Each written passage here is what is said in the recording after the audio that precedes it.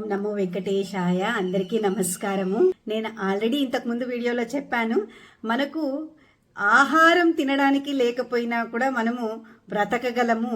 కానీ నీళ్లు గాలి లేకపోతే మనము అస్సలు ఉండలేము. అయితే నీళ్ల అంశానికి వస్తే మనము 2 రోజుల నుంచి 3 రోజులు నీళ్లు తాగకుండా ఉండగలము. దాని తర్వాత మనము అస్సలు ఉండలేము.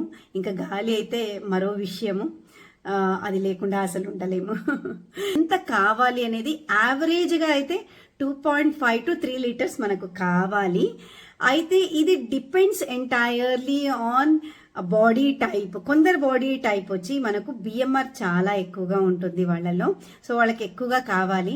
ఎండోమార్ఫ్ ఎక్టోమార్ఫ్ బాడీ టైప్స్కి మనకు ఎక్టోమార్ఫ్ బాడీ టైప్స్ అండ్ మీసోమార్ఫ్స్కి ఎక్కువగా కావాల్సి వస్తుంది వాటర్.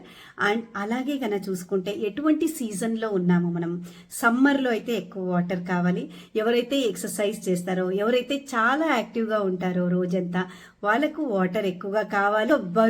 బరువు తో పాటు వాటర్ కన్జంప్షన్ పెరుగుతుందన్నమాట. బాడీ టైప్ లో స్వెట్టింగ్ ఎలా ఉంది, మనం ఎక్కువగా స్వెట్ చేస్తున్నామంటే ఆబ్వియస్లీ ఎక్కువగా వాటర్ కావాలి. ఎవరైతే కాఫీ టీలకు అలవాటు ఉందో వాళ్ళకు డీహైడ్రేషన్ అవుతూ ఉంటారు, సో వాళ్ళు మరింత ఎక్కువగా వాటర్ని తీసుకోవాల్సి వస్తుంది.